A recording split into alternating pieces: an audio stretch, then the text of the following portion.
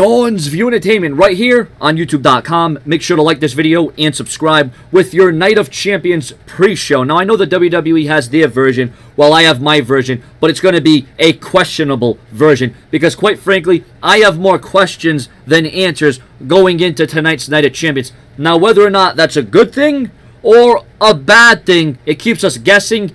Does it keep us wanting more? I think there's more to this than meets the eye because here is my version of Night of Champions. Now, I have a few questions from my subscribers that I simply want answered because this channel is all about interacting. It's all about your comments. It's all about your opinions. It's all about what you want to throw at me, okay? Concerning Night of Champions, there's already a major damper. Roman Reigns is off the card. He is exited due to emergency surgery. A lot of different things has weighed this pay-per-view down. Has the WWE done enough to where the positives outweigh the negatives? Well, let's look into my notes, my questions that I have. Number one, and I'll do this for every pay-per-view. I'll do my own pre-show. I don't give a damn. I'll question everything that the show does. I'll say when it's good. I'll say when it's bad. All right? The overall build tonight of Champions, and I'm talking about the matches, the predicaments, the storylines. Number two, do we have a solid match card in front of us? Is it too predictable? If WWE books this properly, it could end up being one of the better Night of Champions, but that's a big, big if. But it just seems like it has too much going against it instead of for it. Has WWE done enough in the last few weeks to get you to want to watch Night of Champions? That's the question you got to ask yourself going into this. Is it worth your time, your money, your effort? Number five, was there a good strategy behind plans to this pay-per-view?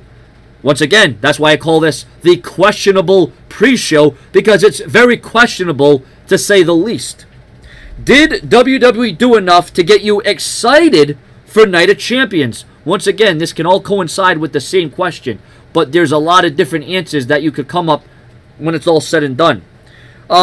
In the end, if you miss Night of Champions, will you be missing a whole hell of a lot? Will Night of Champions make you subscribe to the WWE Network for a low, low price of just $9.99? And we're just reaching the tip of the iceberg, ladies and gentlemen. We're just there. We're about to go over the top. We're about to go over the edge. Did the final Raw before Night of Champion on the WWE Network entice you to even care about the WWE product? If the pay-per-view, the WWE Night of Champions on the WWE Network for $9.99, revolved around just championships, then why are there a couple matches, well now only one or two matches, on the card that are just singles matches with no championships added in? What is the point of a single match or a normal match with no championship involved, although it's called Night of Champions?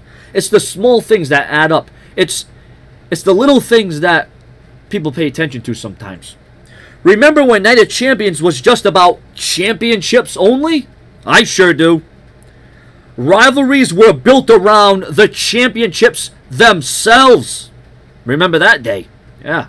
It's almost like these gimmick pay-per-views are going away from the gimmicks and the reason why they hold these pay-per-views.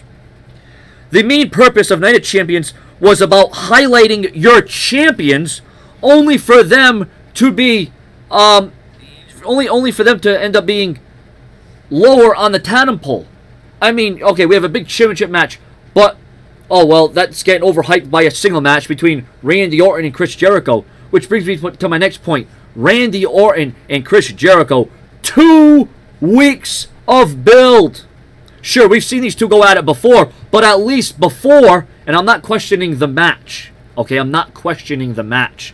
I'm questioning the strategy and the storyline and why we should give a damn about the match. I'm questioning the strategy behind it. I'm not questioning the match. I know the match is going to be good. I know it's probably going to be a show stealer. I know it's going to be a potential match of the year candidate because Jericho and Orton have a knack for doing that.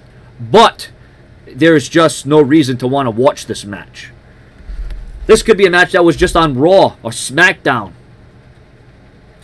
At Night of Champions, WWE tries to restore the prestige of championships. Well, let's see if they're going to do that. You know, this is my short little pre-show here, because, you know, the WWE pre-show on the WWE Network for $9.99 is already a half hour or an hour show, so I don't want to bore you with a bunch of details, but I just have my own questions and my own statements, and, you know, my own view. That's why this is called Sean's View. And my view is this pay-per-view is all over the place. It's a one-match card with John Cena and Brock Lesnar being built up, which, yeah, there should be more effort put into the mid-card to establish it. Yes, I understand the WWE has to sell the main event, but there's also other matches on the card. I'm hoping that the WWE does something huge. I hope that we get shocked, but, you know, you're expecting something huge, and then all of a sudden it falls mighty in your expectations. Will the WWE continue in the downfall? Or will the WWE up the ante at Night of Champions in, quite frankly, a pay-per-view that doesn't make sense? Doesn't add up. Subscribe.